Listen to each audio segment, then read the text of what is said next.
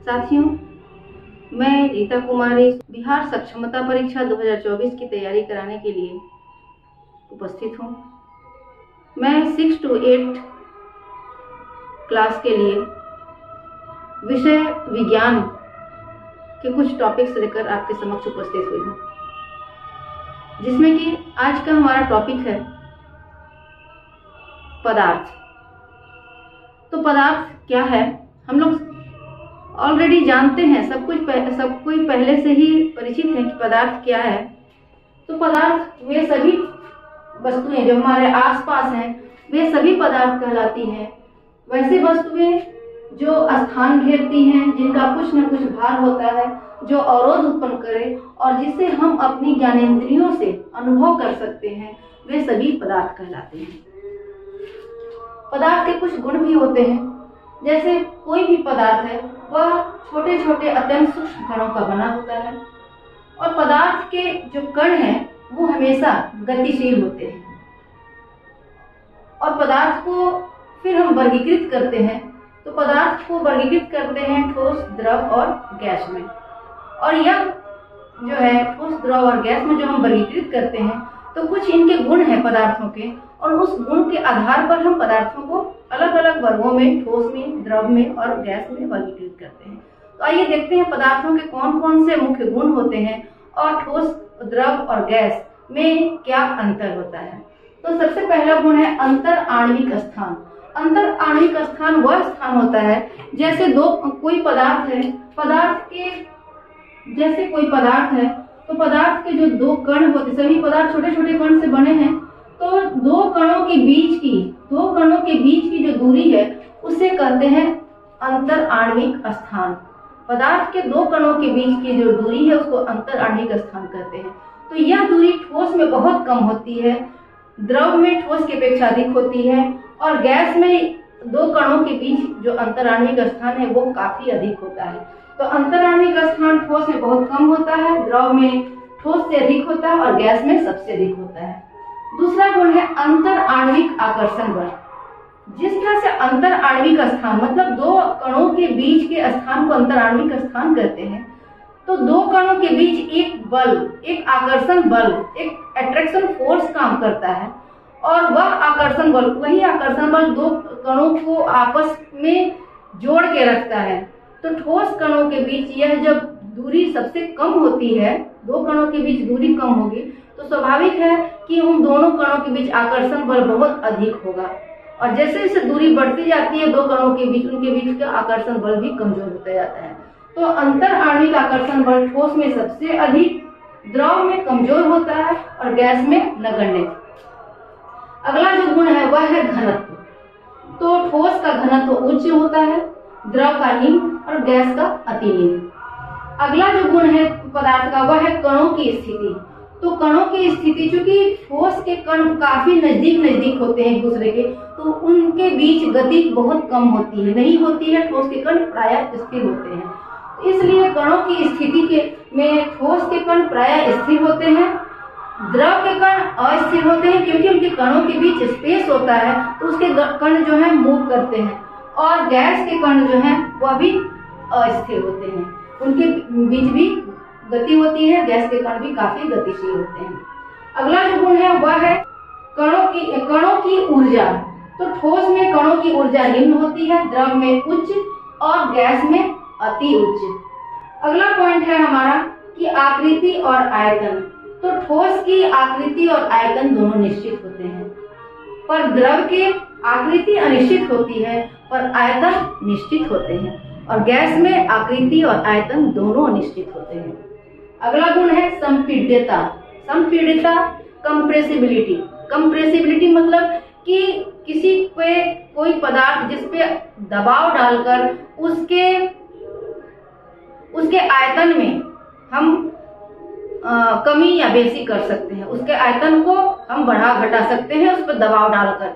तो ठोस के कण चूंकि बहुत निकट होते हैं, दूसरे से जुड़े होते हैं, काफी मजबूती से जुड़े होते हैं, तो ठोस में जो है यह कंप्रेसिबिलिटी नहीं होती है।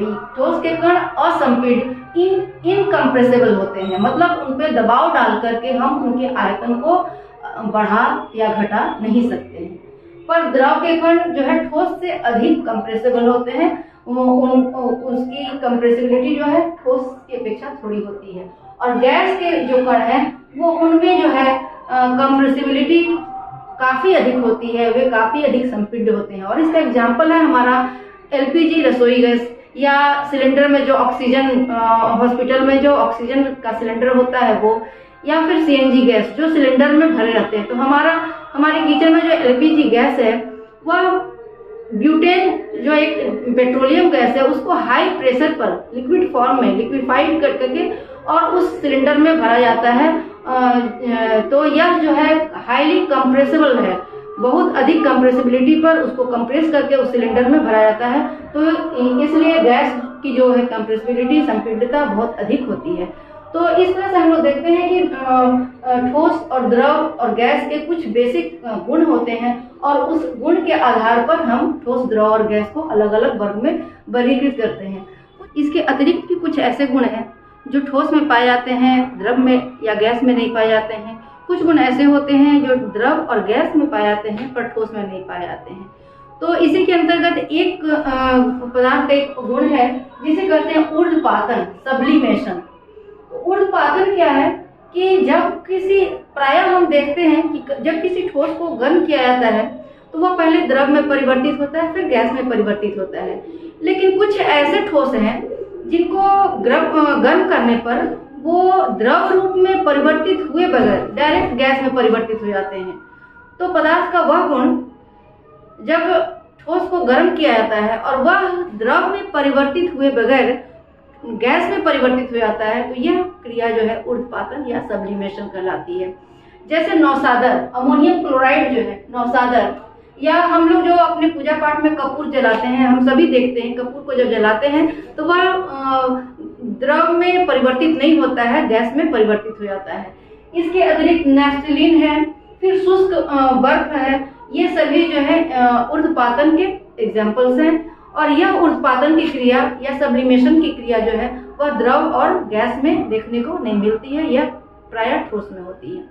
दूसरा, यहाँ हमने डायग्राम में बताया भी, जैसे ठोस है, ठोस को परिवर्तित होता है द्रव में और फिर गैस में, पर जब उत्पादन की क्रिया होती है तो ठोस को गर्म करने पर डायरेक्ट गैस में परिवर्तित हो जाता है। दूसरा एक गुण है विसरण, डिफ्यूजन। जी हाँ, तो डिफ्यूजन का भी एक पदार्थ का एक ऐसा गुण है जो कि यह ठोस में प्रायः नहीं होता है, ठोस में नहीं ही होता है, यह द्रव और गैस में होता है। डिफ्यूजन में क्या होता है कि जब पदार्थ के दो अणुओं के बीच स्पेस होता है तो यह दूसरे पदार्थ उस पदार्थ के साथ मिक्स कर जाते हैं, उस पदार्थ के जो अणुओं के बीच जो गैप है उस गैप में घुस जाते हैं। तो यह ठोस, हम पहले भी पढ़ चुके हैं कि ठोस के अणुओं के बीच अंतराण्विक स्थान काफी कम होता है, स्पेस नहीं होता है, तो इसलिए यह मिश्रण की क्रिया जो है ठोस के अणुओं में नहीं पाई जाती है।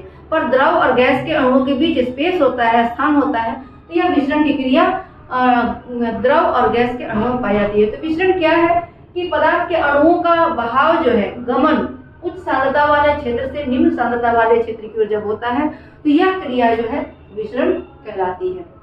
तो ये हमारे जो पदार्थ हैं ठोस, द्रव और गैस के कुछ इंपॉर्टेंट गुण थे और ये सब एग्जाम में पूछे जाते हैं कि सब्लिमेशन या ऊर्ध्वपातन की क्रिया निम्नलिखित में किस में होती है, या विसरण जो है वह ठोस में, द्रव में, गैस में किस में अधिक होता है। तो सबसे अधिक गैस में होता है क्योंकि गैस के अणु बहुत दूर दूर होते हैं। हम देखते हैं जैसे एग्जाम्पल कि घर में अगर एक कोने में अगरबत्ती जला दिया जाता है तो पूरे घर में उसकी सुगंध चली जाती है, या कहीं कोने में इत्र की शीशी खोल दी जाती है तो पूरे घर में उसकी स्मेल चली आती है।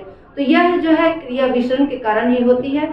बहुत तेजी से उसमें बहाव होता है, उसके अणुओं के बीच जो स्थान होता है तो बाहर की हमारे चारों तरफ जो हमारी वातावरण की जो हवा है उसमें प्रवेश कर जाती है और वह बहुत तेजी से एक स्थान से दूसरे स्थान तक उनका गमन होता है।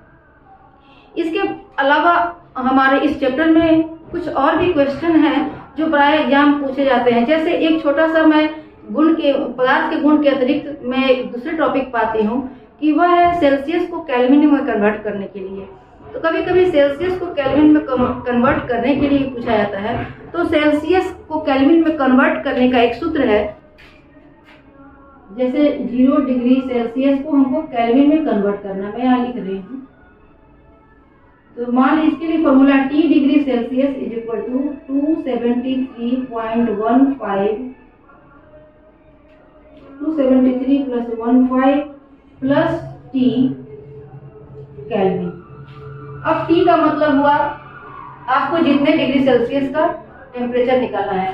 जैसे अगर 0 डिग्री का पता करना है तो यहाँ 0 degree Celsius is equal to हो जाएगा 273.15 प्लस 0 केल्विन, मतलब 273.15 केल्विन। ठीक है। 0 डिग्री के बाद अगर 10 डिग्री सेल्सियस का हमको निकालना है तो क्या करेंगे, 273.15 ये फॉर्मूला है, प्लस T के जगह पर 10 कर देंगे के, तो बराबर कितना हो गया 273 और 10 283.15 केल्विन। तो 10 डिग्री सेल्सियस बराबर हो गया 283.15 केल्विन।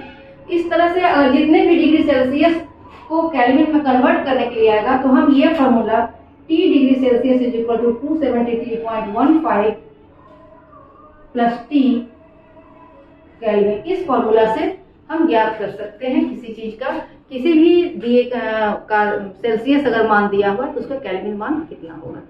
तो आज की वीडियो में इतना ही, फिर मिलते हैं हम अपने नए टॉपिक के साथ नए वीडियो में। तब तक के लिए धन्यवाद।